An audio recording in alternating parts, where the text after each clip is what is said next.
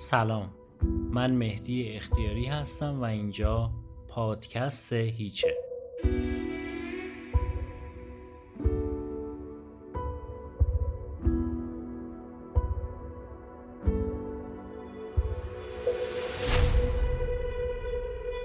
قسمت 14 از کتاب جامعه شناسی خودمانی اثر حسن نراقی رو میشنوید با عنوان صداقت ما. هرودوت، مورخ یونانی، با اینکه قاعدتاً نمیبایست در ستایش ایرانیان غلوی کرده باشه، از دوره کوروش و ایرانیان همعصر اون در مورد دروغ و دروغگویی چنین یاد میکنه: چیزی که برای پارسی کردنش ممنوعه، گفتنش هم جایز نیست. پارسی دروغگویی رو ننگین ترین و شرم‌آورترین عیب میدونه. نگاهی به کتیبه های بجامونده از دوران اقتدار ایرانی بندازید. به دعای داریوش بزرگ توجه کنید: خدا این کشور را از دشمن، از خشکسالی و از دروغ نگاه دارد. و زمانی بعد گزنفون، شاگرد معروف سقراط که تقریباً یه قرن بعد از هرودوت میزیسته، در مقایسه بین ایرانیان عهد کوروش و عصر خودش یعنی دوره اردشیر دوم میاره: این روزها خیلی ها فریب شهرت پارسی ها رو میخورن از جهت وفای به عهد و حفظ سوگند، ولی همین که اونا رو نزد شاه میبرن سرشون رو از بدن قطع میکنن. این روزها افراد متمول رو مثل جانیان حبس میکنن تا از اونها پول بگیرن. دیگه کسی نمیخواد به قشون شاه ملحق بشه. روح سلحشوری به طور کلی در اونها مرده. مملکتی نیست مانند پارس که در اون همه مردم از زهری که به دست دیگرون به اونها خورنده شده بمیرن. تقوای پارسی ها در اونها خاموش شده و برخلاف گذشته بی‌عدالتی، حب منافع نامشروع و بیشرمی در نزد اونها ترقی کرده. اینها رو برای اون دسته از هموطنان آوردم که گمان میکنن تاریخ شروع انحطاط و انحراف ما از حمله اعراب به این طرف بوده. نه عزیز من، انحطاط تقریبا از همون اواخر زمان هخامنشی به بعد کم کم شروع میشه و بعد با فروپاشی این سلسله و روی کار اومدن سلوکیان و پارتیان ادامه پیدا میکنه و سپس این انحطاط پس از اعتلاع اولیه سلسله ساسانیان 2 مرتبه در اواسط همین سلسله اوج میگیره تا اونجا که یه امپراتوری با این عظمت با یه حمله به قول باستان پرست‌ها چند عرب پابرهنه و بادیه نشین در هم فرو میریزه. ولی حقیقت اینه که پایبست این امپراتوری عظیم از مدت‌ها قبل با موریانه دروغ اونچنان پوک و بیمغز شده بود که اگه حمله اعراب هم روی نمیداد بدون شک حادثه دیگه اون رو در هم خورد میکرد. حوادث بزرگ هرگز نمیتونن یک شبه شکل بگیرن یا یک عامل مشخص رو علتی برای وقوع اونها معرفی کرد.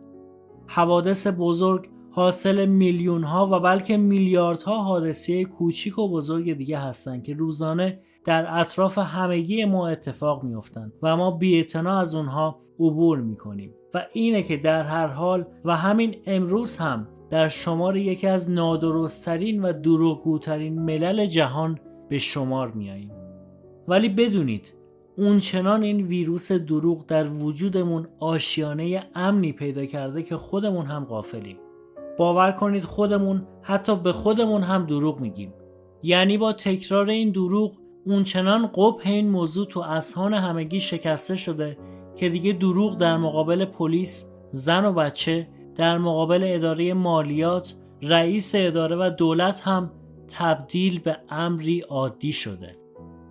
الکسی سولینکوف، شاهزاده روس که حدود 100 و چند سال قبل به ایران مسافرتی کرده، تو سیاحتنامه خودش می نویسه: درستی صفتیه که در ایران وجود نداره. دروغ به طوری در عادت و رسوم این طبقه از مردم ایران ریشه دوونده که اگه احیانا یک نفر از اونها رفتاری به درستی انجام بده رسما از شما جایزه و پاداش میخواد. گوبینو دیپلمات فرانسوی در کتاب 3 سال در ایران در مورد ایرانیا میگه زندگی مردم این مملکت عبارت از سر تا پا یک رشته توطئه و یک سلسله پشت هم اندازی. فکر و ذکر هر ایرانی فقط متوجه اینه که کاری رو که وظیفه اونه انجام نده. ارباب مواجب گماشته خودش رو نمیده و نوکر تا میتونه ارباب رو سرکیسه میکنه. از بالا گرفته تا پایین در تمام مدارج و طبقات این ملت جز حقه بازی و کلاهبرداری بی حد و حصر و بدبختان علاج ناپذیر چیز دیگه‌ای دیده نمیشه.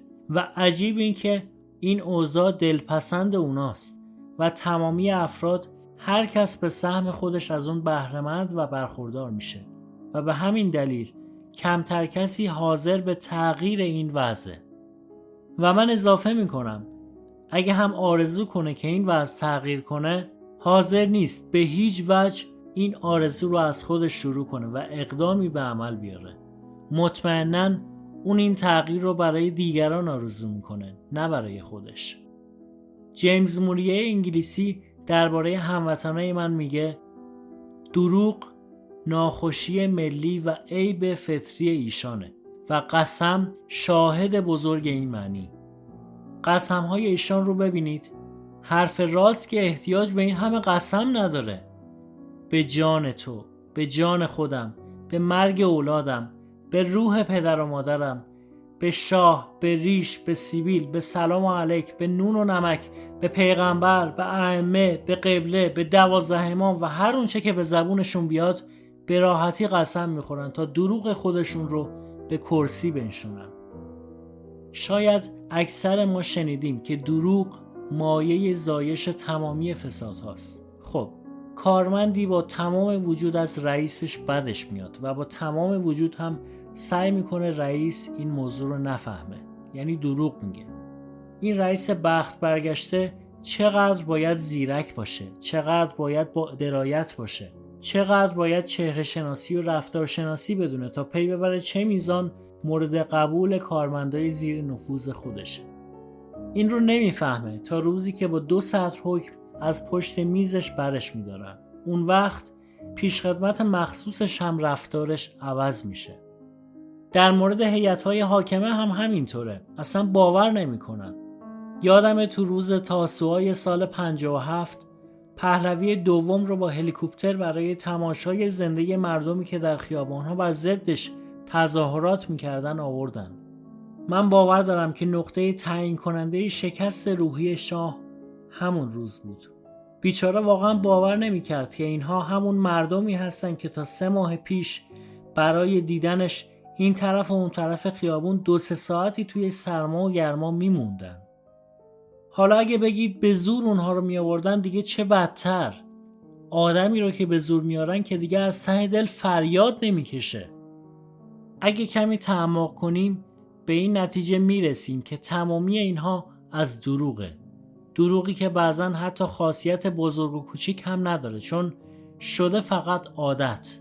و همین عادت زشته که خودش نفاق میاره، درویی میاره، بوقلمون صفتی میاره، رنگ پذیری دقیقه به دقیقه میاره و همچنین فرار از مسئولیت میاره. از عادی شدن این دروغ ها میگفتیم. طرف خونه تازه ای ساخته یا با 1000 بدبختی ماشین نوعی رو برای خانواده‌اش دست و پا کرده. تعریف انتخاب تازه‌اش رو میکنید، بدون تأمل میگه پیشکش. شما هم صمیمانه تشکر میکنید و میگید به جانتون نه. آخه یعنی چی؟ یه فرنگی که مدتها در ایران کار میکرد از دوست ایرانیش میپرسه وقتی که ایرانیا آدم رو برای صرف چای یا میوه به منزلشون دعوت میکنن، از کجای حرفشون میشه فهمید که باید وارد منزلشون شد یا نشد؟ دوستش در حالی که خنده‌ای به لب داشته میگه خیلی مشکله، فقط با تجربه میشه تشخیص داد. به قول آقای دکتر ایزدی هرگاه سوالی از ما میشه تلاشی برای دادن پاسخ صریح و روشن به اون نمی کنیم. به عکس کوشش ما در اینه که ابتدا درک کنیم و حدس بزنیم که منظور سوال کننده از طرح این سوال چیه. و چه بسا با تغییر حدسمون از موضوع سوال پاسخمون هم به سرعت تغییر میدیم، چون پاسخمون معمولاً متناسب با درک و استنباط از نظر سوال کننده است، نه پاسخی مبتنی بر اعتقاد شخصیمون. و همین اطلاع از حقایق مربوطه است که بر مبنای اون این تیکه بیت از میان تمامی سروده‌های عرفی میشه سرمشقمون. چنان با نیکوبت سر کن که بعد از مردنت عرفی، مسلمانت به زمزم شوید و هندو بسوزاند.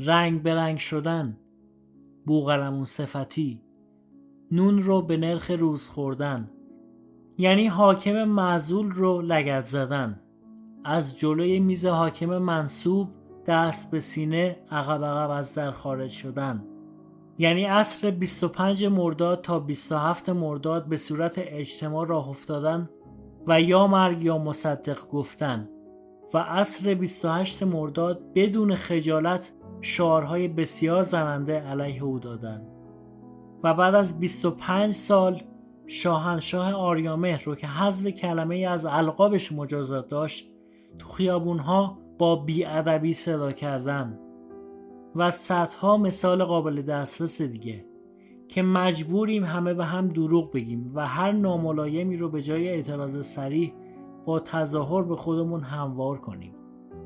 اینه که برای هیچ مرجع و برای هیچ مقامی ارزش واقعی قائل نیستیم. اجتماع رو عرض میکنم، منظورم شخص نیست. به قوانین هم که گفتم پایبندی نشون نمیدیم، بلکه تسلیم میشیم، ولی از روی باور هرگز اطاعت از قوانین نمی کنیم، چون این جرأت رو نداریم که رو در رو بایستیم و صراحتاً با او مخالفت کنیم. مادامی که پدر در لحظه نصیحت و ارشاد پسر به راستگویی با صدای زنگ تلفن با دستش به همون پسر تحت تعلیم اشاره میکنه که بگو بابا خونه نیست، اثرات این نصیحت ها هم از همین حد موجود بیشتر نخواهد رفت. این رو مطمئن باشید. وقتی اونقدر صداقت نداشتی که رو در روی رئیس مربوطت با نزاکت و ادب بایستی و مخالفت خودت رو در امری به اون ابراز کنی و از ترست تاییدش کردی، مطمئناً در اولین فرصت این ترس رو باید در یک جای دیگه جبران کنی.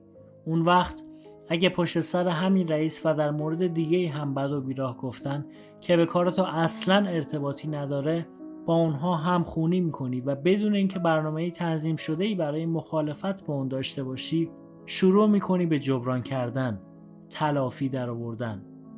حالا این لجبازی میتونه تو سطوح پایینتر از تیغ کشیدن روی مبل‌های اتوبوس عمومی و سینما شروع بشه و تو سطوح اجتماعی بالاتر به نحو دیگه‌ای به ثمر بشینه. یادم میاد تو جشن‌های مربوط به تولد شاه سابق که به همت مسئولین برای کسبه و دکاندارها به صورت تکلیف در می اومد، مردم با آویزون کردن یه چراغ کمسو دم در مغازه از خودشون رفع تکلیف میکردن. ولی برای اعیاد مذهبی که محدودیت دولتی نمیتونست قائل بشه چه چراغونی که نمیکردن و این بیشترش مرهون لجبازی مردم بود. حالا هم اگه دقت کنید تو شبای جشن رسمی مقدار چراغونی‌های ادارات دولتی قابل مقایسه با چراغونی مردم عادی نیست. البته ناگفته نمونه این فقدان صداقت و ریاکاری کم و بیش تو همه جای دنیا و در بین مردم رایج بوده و هست و متاسفانه روز به روز هم بدتر میشه. یعنی اینطور نباید تصور کنیم که مثلا دنیای غرب از هر گونه دروغی مبراست. نه خیر. صحبت من این نیست. صحبت من در غلظت و درجه و گستردگی اونه. یعنی اینکه این عدم صداقت معمولاً در دنیای امروز به طور کلی مختص سیاستمداران و بزرگان، بانکداران و تجار بزرگ بوده و به توده مردم چندان ارتباطی پیدا نمی کرده. ولی تو کشور ما متاسفانه به ویژه اخیراً و شاید به علت تراکم جمعیت شهرنشین این سیاست‌بازی در پایین‌ترین سطوح جامعه هم رخنه کرده. بررسی افکار ماکیاولی، این فیلسوف صریح و صادق جهان سیاست و تنهایی بیش از حد اون و نال و نفرین هایی که هنوز همزمان با اجرای واو به واو دستوراتش بعد از چندین صد سال هدیه روحش میکنن، به دلیل وجود همین پادشاهان، امیران و بزرگان ریاکار در تمامی دوران گذشته غربه. برتراند راسل در مورد ماکیاولی میگه اگه فیلسوف‌های دیگه هم به همین اندازه از ریا و تزویر دور بودن، به همین اندازه مورد شگفتی و لعن دیگران قرار می‌گرفتن. مقدار زیادی از بدنامی اون نتیجه سیاستمداران ریاکاریه که علاقه به بازجویی حقایق ندارن. برگردیم سر مطلب خودمون. یکی از پیامدها و آفت‌های بیچون و چرای دروغگویی ظاهرسازیه. وقتی باطنت رو برای جلب رضایت رئیس اداره و رئیس شرکت کتمان کردی، ظاهرت رو هم مجبوری به سبک و دلخواه اون آرایش بدی، ولو اینکه مطابق میل و دلخواه باطنی خودت نباشه. حادثه بسیار وحشتناکی چند ماه پیش تو همین تهران خودمون و به هنگام اخذ آرای بگمونم نامزدهای شورای شهر اتفاق افتاد. موضوع و سوژه این تراژدی میتونست دستمایه مطالعات و بررسی‌های جامعه شناسان متعدد کشورمون باشه که هیچ کدوم هم اصلاً مسئله رو جدی نگرفتن و البته آب هم از آب تکون نخورد. قضیه این بود: رندی از همین رندان شهر بدون اینکه از پشتوانه شهرت عام برخوردار باشه، صرفاً به اعتبار کراواتی که در ارائه تصویر خودش از اون استفاده کرده بود، آرای بسیار بسیار بالایی را از همین مردم به ظاهر بی کراوات برای خودش تأمین کرد. حالا اگه این بزرگوار در موقع ثبت نام از همین عکس استفاده می‌کرد، میشد اون رو به حساب علاقش به پوششی خاص قلمداد کرد که هیچ گونه ایرادی نداشت. ولی در جایی که شما می‌بینید رئیس اداره گذرنامه به سلیقه خودش رسما به تابلو اعلانات میچسبونه که عکس کرواتی قبول نمی‌کنیم، بعید به نظرم میرسه که عکسای اولیه و ثانویه یکسان بوده باشن. من نمیدونم، شاید هم کاندیدای مورد بحث مرد توانایی باشه، مرد موجهی باشه، مرد کارسازی باشه. من با ایشون مشکلی ندارم، به ایشون ایرادی ندارم. ایراد من در اینه که هنوز میبینم ملت بزرگوار به چه راحتی تسلیم ظاهر میشه. حالا امروزه ظاهر آراسته علیه ظاهر ژولیده و روزگاری ظاهر ژولیده علیه ظاهر آراسته. فرقی نمیکنه. بحث بر سر نوع ظاهر نیست. بحث بر سر ظاهربینی و ظاهرسازیه که هنوز بازار داغی داره. و این ظاهرسازی، دروغگویی، کتمان حقیقت، گمان نکنید که در بین یک قشر از جامعهمون جاری شده. خیر. قضیه واقعا بندارتر از این حرف هاست که یکی دو نفر رو محکوم کنی و تموم بشه. این قضیه به جز اندک استثناهایی ریشه در تار و پود تک تکمون داره. تا اونجا که میتونید به تاریخ اداری معاصرمون مراجعه کنید یا لااقل تا اونجا که خودمون به یاد میاریم برای نمونه آیا یک مورد از مسئولان، از بزرگان و در سطوح پایینتر از مجریان، از معلم، از معمار، از نونوا سراغ دارید که با صداقت بگه آقا این کار رو من به علت بیدانشی، به علت بی‌تخصصی، به علت بیعقلی خراب کردم و مسئولیتش رو هم میپذیرم؟ امکان نداره و این یه فاجعه است. تازه علاوه بر این عدم اعتراف برای توجیه این خرابکاری مجبوره به آمار و ارقام و شواهد دیگری هم روی بیاره که اگه حقیقت هم داشته باشه به درد کار ما نمیخوره.